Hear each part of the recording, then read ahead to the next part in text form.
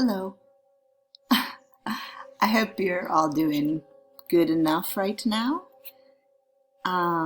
If you're watching this, you've probably opened up your envelope that I sent you with a little gift, and I'm going to give you some instruction about how to make this little blow up object and just kind of chat with you, not so much about the chapter on thinking, but since we're all here, lecturing with my hands is kind of interesting. Since we're all here, we might as well, I don't know, keep learning. Everything's okay for today. And why don't we do the origami? So, step one, I'm going to show you how to blow this little ball up that I just showed you. First part is to remember, if we've done some origami in class, is to make a really crisp. As I recall, we did this on the first day of intro, and you guys, I was impressed that you had, you're good listeners. So what you're doing is making a crease basically in every direction. And the good thing about the video is that, of course, you can return to it or slow it down or whatever you need to learn the fold. So one thing I was, when I was sending the chapter on thinking to you, sort of problem solving and thinking, and we talk more about that in human development. So hopefully I'll see you in human development. You could do that, and we can be another face-to-face class together. That would be so good. This little move is to have the fold underneath, and then I call it a tent, and then you sort of tuck in this little tent flap on the side. Sorry, it's kind of wiggly. Yeah, there you go. And you're going to do that to both sides. Yeah, you get like a little triangle. The open part's on the bottom. Then what you do is you're going to take one of these triangle sides, just one. See how this one's down flat? And fold it like this. Sometimes I ask students, I say, oh, if you had a flat piece of origami and you saw this, how long would it take you to make that, without instruction?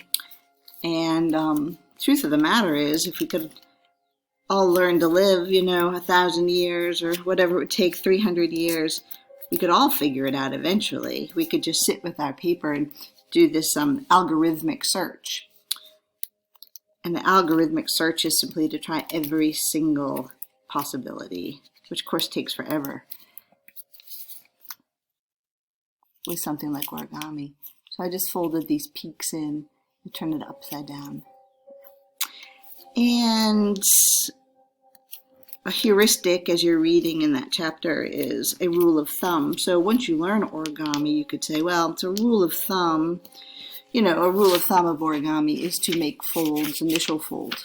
And if you weren't sure, you could make all the folds and start working from that to try to figure it out. So it's better to have a heuristic to work with, but sometimes you need an algorithmic search.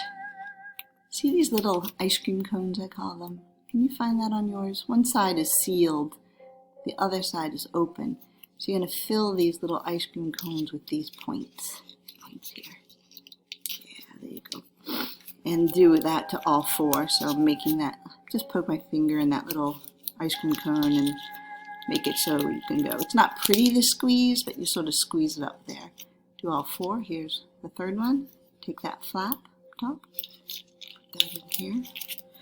So I'm sorry our semester got so messed up. I was really enjoying coming to class with you, and I don't say that to every class.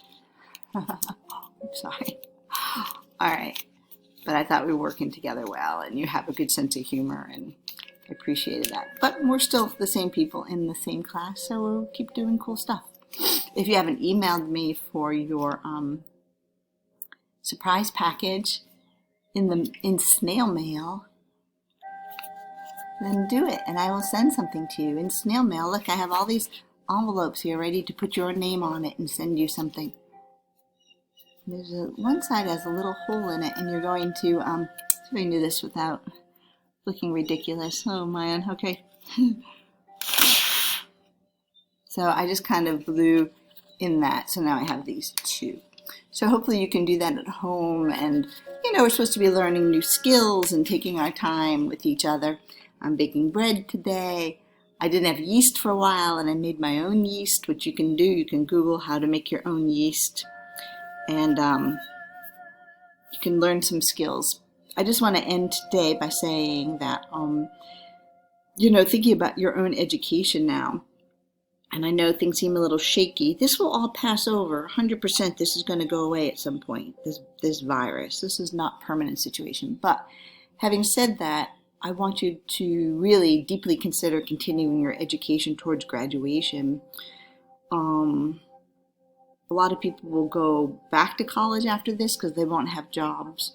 But you're at least a year or maybe 2 years or even 3 years, depending where you are in your education, taking this ahead of the curve, and will be the you know, the people that have a college education at a time when you need one again. So instead of going back to work, people will go to school, but you already started. So please consider doing your best to keep your education. You're okay online. Look at us, we're having fun.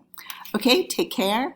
I'll keep trying to do some fun things with you and connect it with learning at least a little bit. But it was just great to spend some time. Okay, au revoir.